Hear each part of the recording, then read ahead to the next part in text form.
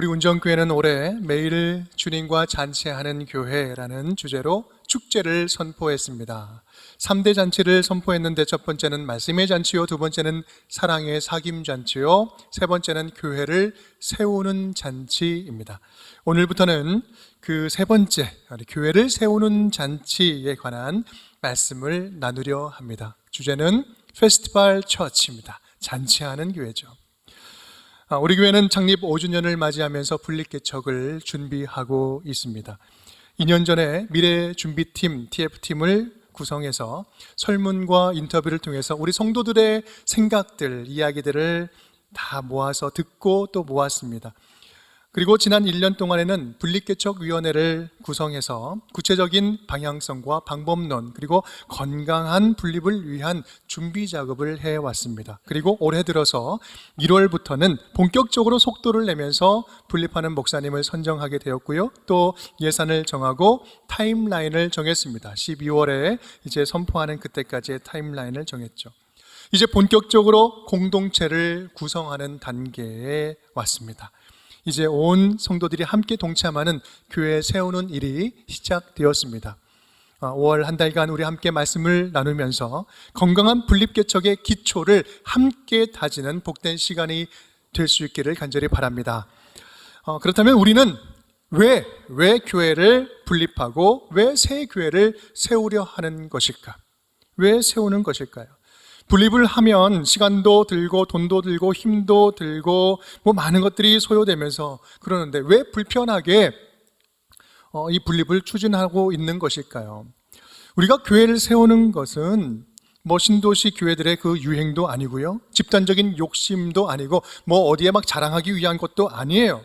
이 목회자나 성도들 개인을 위한 것은 더더군다나 아닙니다. 교회가 세워지는 것이 우리에게 중요한 이유는 이 교회 세우는 것은 바로 교회의 본질과 관련이 있기 때문에 그렇습니다. 교회의 본질과 관련이 있다. 교회의 본질이라는 것은 예수님께서 교회를 세우신 이 근본적인 목적에 부합한다라는 것을 이야기하는 거죠. 예수님이 주인된 교회라면 마땅히 해야 할 근본적인 역할과 하나님이 기대하시는 바가 담겨 있다라는 말씀입니다. 그러면 그러한 교회의 본질적인 이러한 요소를 잘 담고 있는 원형적인 교회, 원형이 되는 교회는 성경에 어디에서 발견할 수 있을까? 그것이 바로 오늘 우리가 함께 읽은 사도행전 11장에 나와 있습니다. 바로 안디옥 교회입니다. 안디옥 교회. 1세기 우리 하나님의 마음을 두근두근 설레게 했던 안디옥 교회를 살펴보면서 하나님이 우리 운정교회를 바라보시면서 우리 교회에게 기대하시는 그 교회의 모습은 어떤 모습인지 우리 함께 찾아가 보았으면 좋겠습니다. 먼저 우리 첫 번째 시간이니까 우리 간단하게 이 안디옥이라는 지역, 안디옥 교회에 대해서 좀 더 구체적으로 살펴보도록 하겠습니다. 안디옥은 그 1세기 로마 제국 당시에 로마와 알렉산드리아 그리고 그 두 도시와 함께 인구가 50만 명에서 70만 명까지 있었어요. 정말 큰 도시였죠. 3대 대도시 가운데 하나였습니다. 주전 300년 전에 세워진 이 안디옥은요, 내륙과 해상의 무역의 중심지였고 소통의 중심지였습니다. 또 아시아 지역에 세워진 그리스, 헬라 문화로 세워진 신도시였어요. 그렇기 때문에 아주 다양한 문화가 함께 어우러져 살아가는, 적극적으로 문화가 교류되는 그런 화려한 문화 도시였습니다. 이러한 곳에 유대인들이 하나둘 몰려서 거주하면서 살게 되었고, 이곳에 그 위대한 안디옥 교회가 태동하게 된 것입니다. 지역적인 특징이 말해주듯이 이 안디옥 교회는 예루살렘 교회와는 사뭇 다른 분위기 속에서 성장할 수 있었습니다. 즉 예루살렘 교회가 하지 못했던 새로운 역할을 감당하게 됐는데, 그것은 바로 교회가 확장되는 이방 선교의 시작점이 되었고, 앞으로 진행될 모든 그 선교의 거점지, 중심지 역할을 하게 되었다라는 것이죠. 안디옥 교회는 오늘에 이르기까지 2000년 동안 복음이 전 세계에 전해지고 하나님 나라가 확장될 수 있었던 그런 모체가 된 교회였기에, 그 안디옥 교회 안에 우리는 교회의 원형과 본질을 찾아볼 수가 있습니다.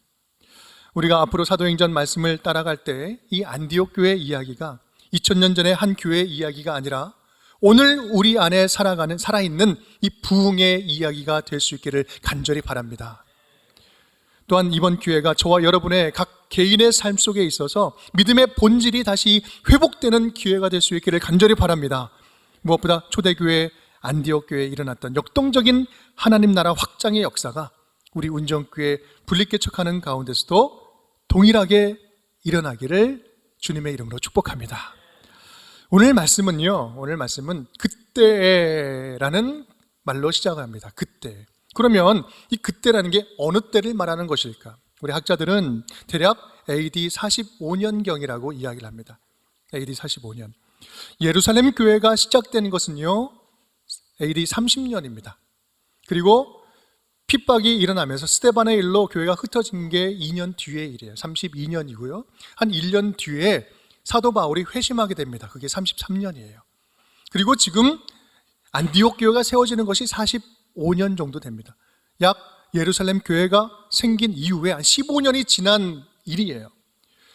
그런데 여기서 주목할 점이 있다면 이 15년이 지나는 동안에 그때까지 복음이 누구에게만 전해졌다고요? 유대인에게만 복음을 전했다라는 거예요. 그러던 그때 하나님의 눈에 놀라운 한 장면이 포착된 겁니다. 헬라인에게도 예수 그리스도의 복음을 전하는 사람이 생긴 거예요. 그 장면을 보신 겁니다. 그때부터 주의 손이 함께 하심으로 성령께서 놀라운 역사로 이방인들 가운데 복음을 쭉쭉 뻗어나가도록 전파하게 된 것이죠. 복음의 역사가 시작된 겁니다. 바야흐로 본격적인 이방 선교의 새 시작점이 된 것이죠. 이것이 바로 안디옥 교회의 탄생 이야기입니다.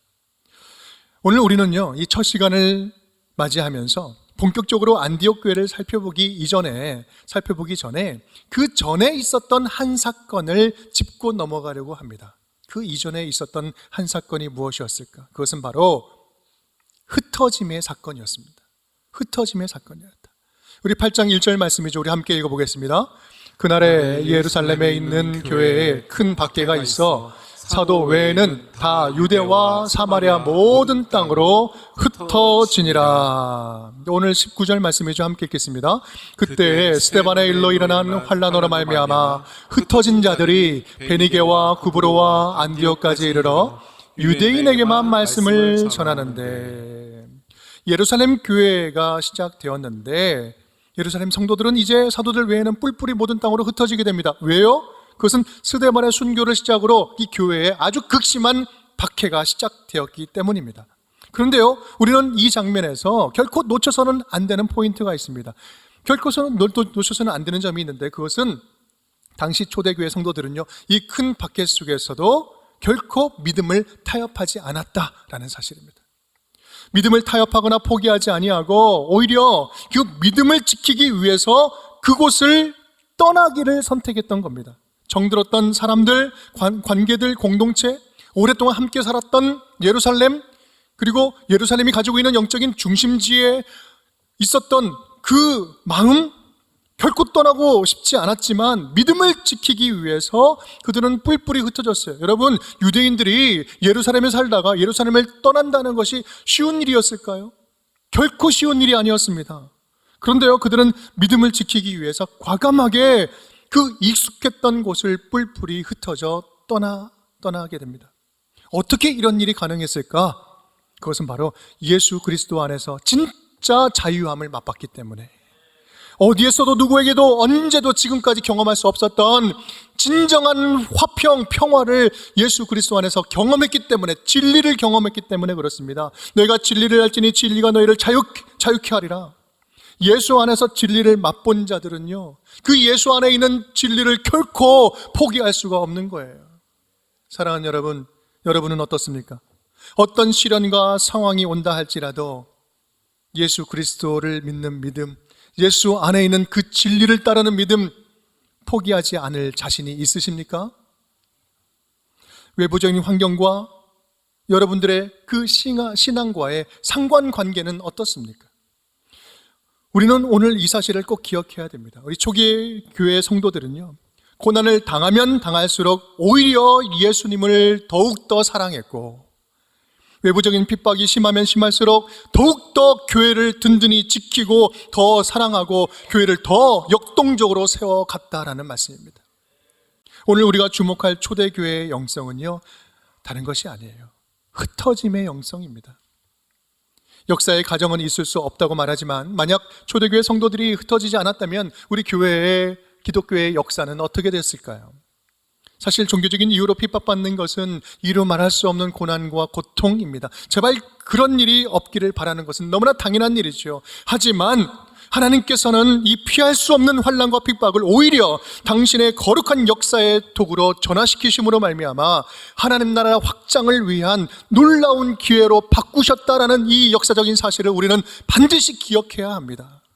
그리고 이 핍박은 하나님 나라 선교 역사에 있어서 없어서는 안 되는 하나님의 섭리였고 성도를 흩어서 하나님 나라를 확장시키기 위한 하나님의 위대한 연출이었다라는 말씀이에요. 여러분, 오늘 우리는요, 조금은 낯선 하나님을 마주하고 있습니다. 그 낯선 하나님과 마주하고 있어요. 어쩌면 왠지 모른 척하고 거부하고 싶은 모습일지도 모르겠어요. 그것은 바로 우리를 흩으시는 하나님이에요. 당신의 백성들, 당신의 자녀들을 기꺼이 흩으시는 하나님.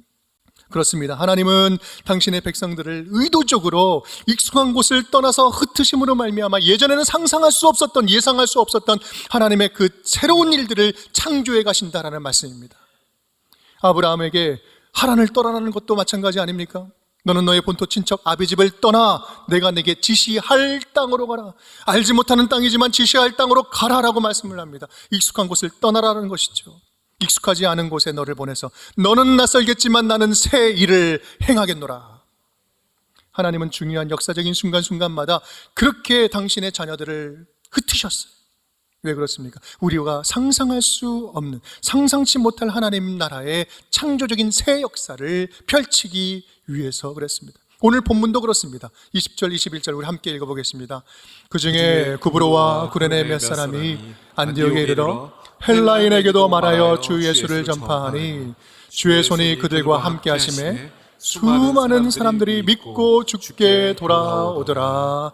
아멘. 우리는 본문을 읽으면서 그냥 밋밋하게 읽을 수 있지만 하나님께서 바라보시는 그 현장의 눈으로 보면요, 이 순간은 놀라운 극적인 순간이에요. 헬라인에게도 주 예수를 전파하니 지금까지 유대인에게만 전했던 그 고정관념이 깨지고 있는 거예요. 그러니 주의 손이, 성령께서 직접 역동적으로 움직이기 시작하시는 거죠.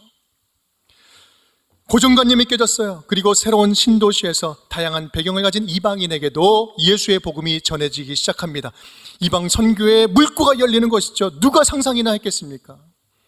여러분, 이것이 지금의 나와 무슨 상관이 있냐고요? 여러분, 지금 이 사건으로 말미암아, 이 사건으로부터 복음이 전파돼서 이방인이고 죽었던 존재인 우리가, 저와 여러분이 구원받아 지금 이 자리에 있는 것입니다. 이러한 이방 선교의 새 패러다임은 초대 교회들의 그들이 흩어지지 않았다면 절대로 불가능한 일이었습니다. 사랑하는 여러분, 오늘 이 말씀을 진지하게 가슴으로 받는 우리 운정의 공동체가 되었으면 좋겠습니다. 우리 하나님은 오늘 우리에게도 이렇게 복음 들고 흩어지기를 기대하고 계시지는 않을까요?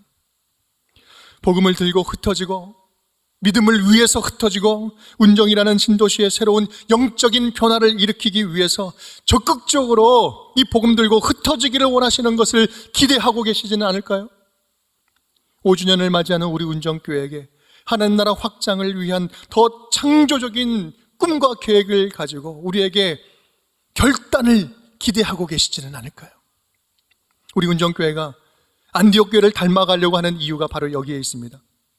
하나님이 설레는 마음으로 안디옥 교회를 세워갔던 2000년 전의 그 창조적인 교회의 역사를 우리 운정교회가 함께 꿈꾸면서 이곳에서 이루고 싶기 때문입니다.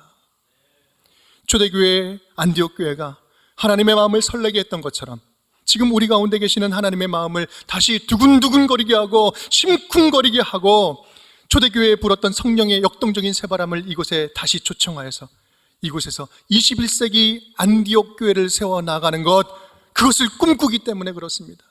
여러분, 그런 우리의 꿈이, 저의 꿈이 너무 이상적이기만 한 꿈일까요? 우리 운정교회는 그래서 거룩한 흩어짐, 거룩한 분립을 계획하고 있는 것입니다. 분립이라는 말은 말 그대로 나눠서 또 세운다라는 거죠. 분립, 세우는 것을 이야기합니다. 찢어져서 갈라지기만 하는 분열과는 비슷하지만 전혀 다른 이야기예요. 그런데요, 지금까지의 모습을 쭉 보면 교회 분립을 이야기할 때 분열처럼 오해하는 경우가 참 많이 있습니다. 교회 분립은요, 하나님 나라라는 그 관점으로 봐야만 제대로 이해할 수 있습니다. 하나님 나라의 관점으로 봐야 돼요. 여러분, 제가 분립을 말할 때마다 이런 이야기 참 많이 드렸는데요, 하나 더하기 하나는 하나입니다 이야기 참 많이 들으셨죠? 이거 이해 잘 되십니까?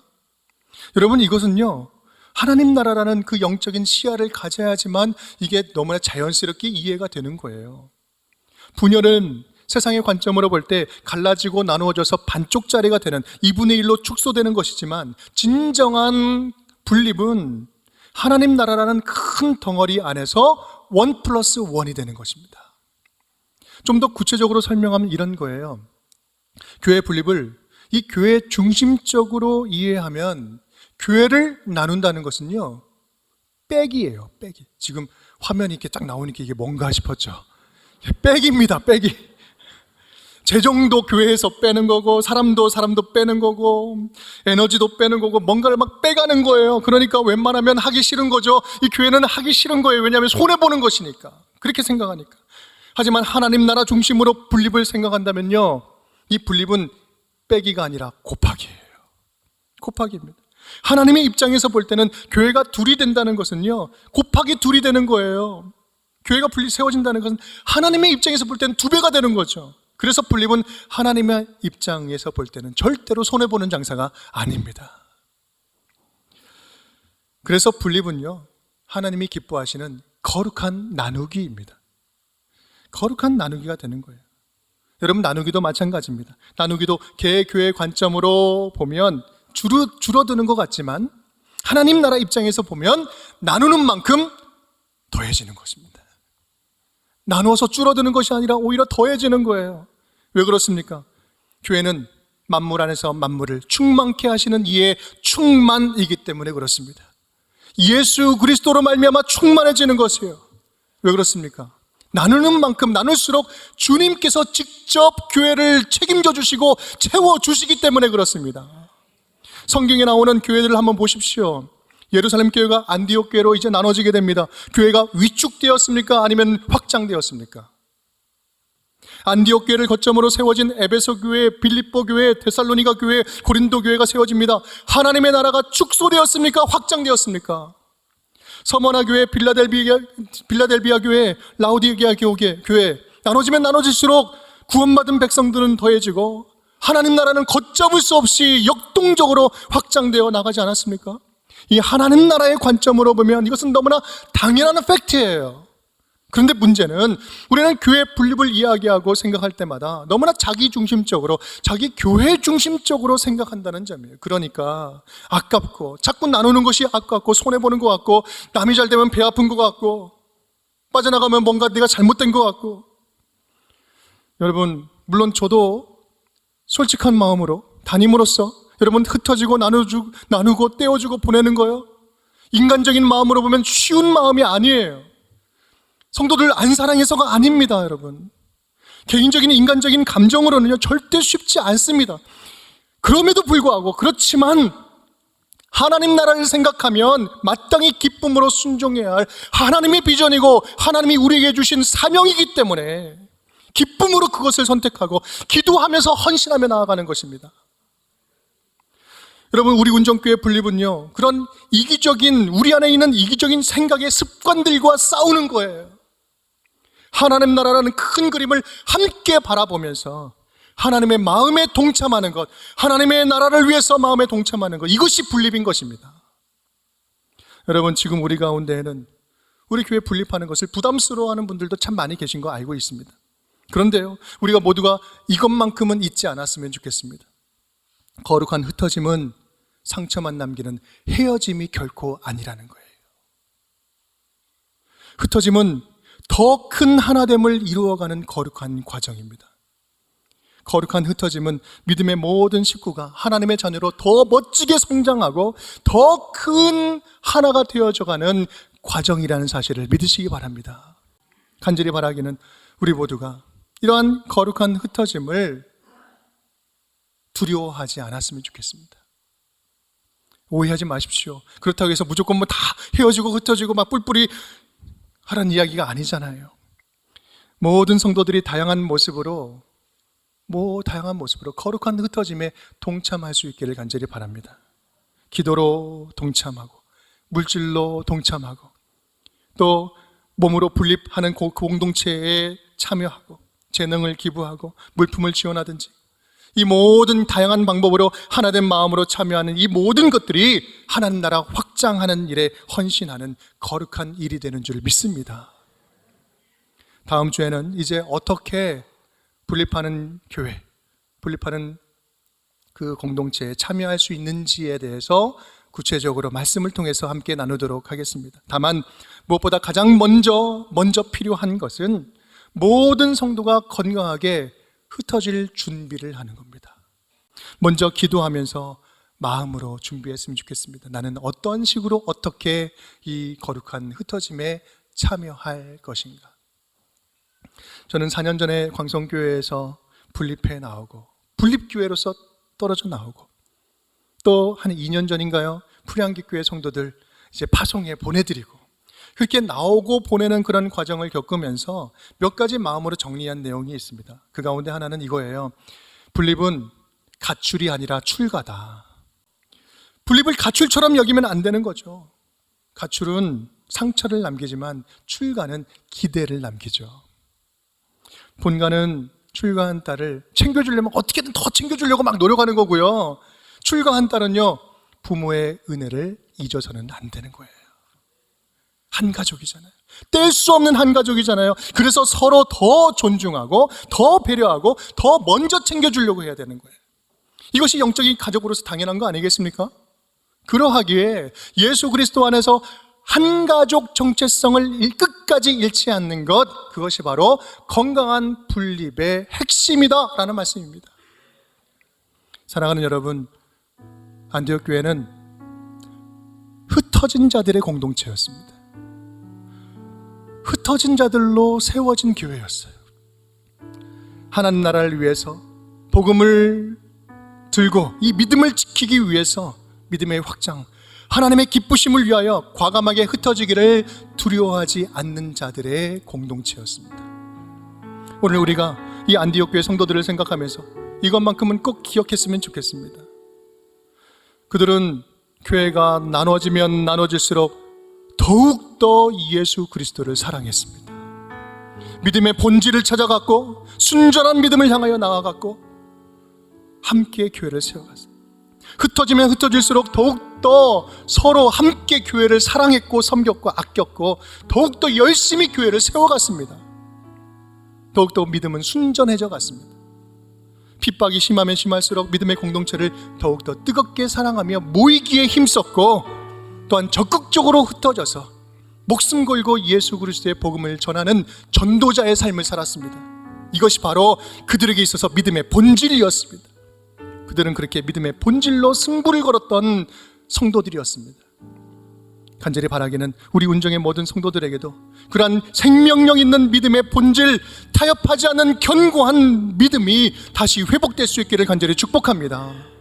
어떤 상황 속에서도 결코 타협하지 않고 주님 나라 위하여 흩어지기를 두려워하지 않으며 예수 그리스도 한 분만으로도 만족할 줄 아는 그렇게 견고한 교회를 역동적으로 함께 세워나가는 본질에 충실한 우리 운정교회 모든 성도님들이 될 수 있기를 주님의 이름으로 축복합니다.